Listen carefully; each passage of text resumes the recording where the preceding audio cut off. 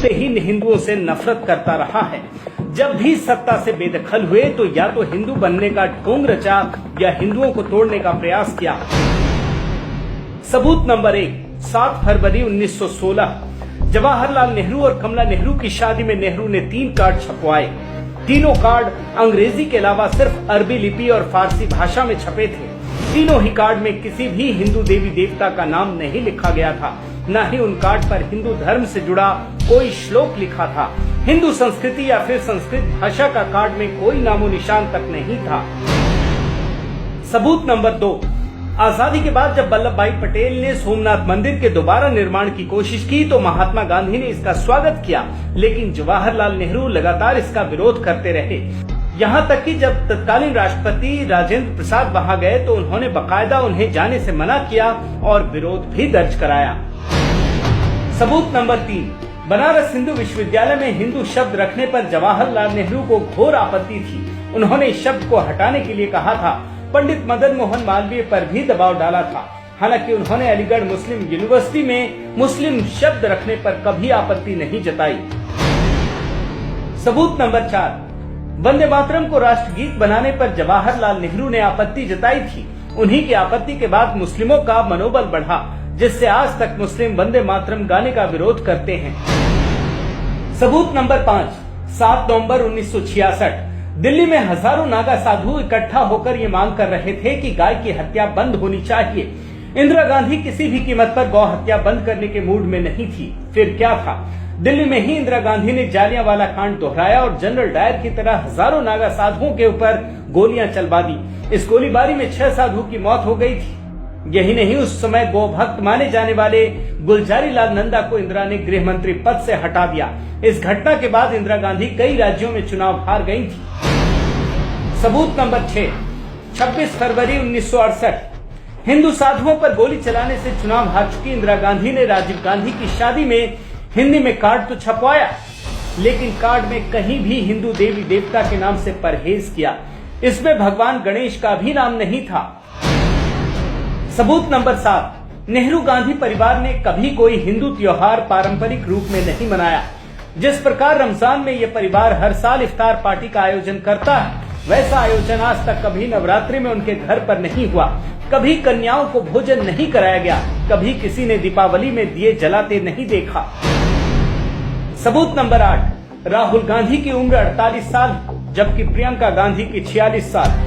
कभी राहुल को प्रियंका गांधी से किसी ने राखी बंधवाते नहीं देखा, जबकि हिंदुओं में भाई बहन का रिश्ता बहुत ही पवित्र माना जाता है। कोई भी हिंदू परिवार रक्षाबंधन से परहेज नहीं करता। सबूत नंबर 9, राहुल गांधी सिर्फ मोदी को हराने के लिए हिंदू बने हैं, वरना पूरे नेहरू परिवार का कभी भी हिंदू धर्म से नाता नहीं रहा है। यहाँ तक कि हिंदू पर्व त्योहारों में बधाई देना भी अपमान माना जाता है। उदाहरण के लिए इस साल पहली बार कांग्रेस दफ्तर में होली बनाई गई। इससे पहले अघोषित बैन था। राहुल गांधी ने पहली बार लोगों को 2017 में दिवाली की शुभकामनाएं दी। सबूत नंबर 10, नेहरू गांधी परिवार कभी भी राम मंदिर निर्माण का समर्थन नहीं करता, बल्कि राम मंदिर के निर्माण को लेकर सुप्रीम कोर्ट में होने वाली सुनवाई में भी कांग्रेसियों ने रोड़ा अटकाने का काम किया है। कांग्रेसी नेता कपिल सिब्बल ने सुप्रीम कोर्ट में कहा था कि राम मंदिर की सुनवाई जुलाई 2019 तक टाल दी जाए ताकि लोकसभा चुनाव हो सके, ताकि कांग्रेस हिंदुओं को बरगला कर सत्ता में आ जाए और राम मंदिर के निर्माण पर हमेशा के लिए रोक लग जाए। सबूत नंबर 11, 2007 में कांग्रेस सरकार ने सुप्रीम कोर्ट में हलफनामा देकर कहा था कि भगवान राम, सीता, हनुमान और वाल्मीकि काल्पनिक किरदार हैं, इसलिए राम सेतु का कोई धार्मिक महत्व नहीं माना जा सकता है। सबूत नंबर 12, कांग्रेस ने ही पहली बार मुस्लिमों को हज में सब्सिडी देने और अमरनाथ यात्रा पर टैक्स लगाने का पाप किया है। गौरतलब है कि दुनिया के किसी भी देश में हज में सब्सिडी नहीं दी जाती है। सिर्फ कांग्रेस ने भारत में ये शुरू किया। मोदी सरकार ने इसे खत्म कर दिया। सबूत नंबर 13, कांग्रेस ने ही सबसे पहले दुनिया भर में हिंदुओं को बदनाम करने के लिए हिंदू आतंकवाद नाम का शब्द गढ़ा। एक ऐसा शब्द ताकि मुस्लिम आतंकवाद की तरफ से दुनिया का ध्यान भटकाकर हिंदुओं को आतंकवादी सिद्ध किया जा सके। सबूत नंबर 14, कांग्रेस अध्यक्ष राहुल गांधी ने एक बयान के जरिए देश की बहुसंख्यक आबादी को चौंका दिया जब उन्होंने कहा कि मंदिर जाने वाले लोग लड़कियों को छेड़ते हैं। हिंदू धर्म में मंदिर जाने वाले लोग लफंगे होते हैं।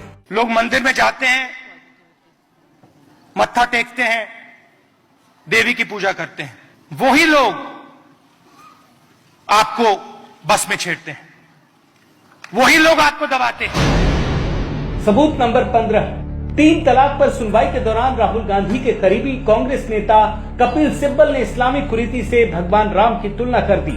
उन्होंने ये तुलना जानबूझकर की थी। सबूत नंबर 16, राहुल गांधी ने विदेश जाकर ये फैलाने की कोशिश की कि लश्कर से भी ज्यादा कट्टर आतंकी हिंदू होते हैं, जबकि आज तक कभी ये सामने नहीं आया कि कोई हिंदू आतंकी बना हो। सबूत नंबर 17, राहुल गांधी ने जर्मनी जाकर फिर से हिंदू धर्म को बदनाम करने का प्रयास किया। राहुल ने कहा कि भारत में महिलाओं के खिलाफ जो अत्याचार होते हैं उसकी वजह भारतीय संस्कृति है।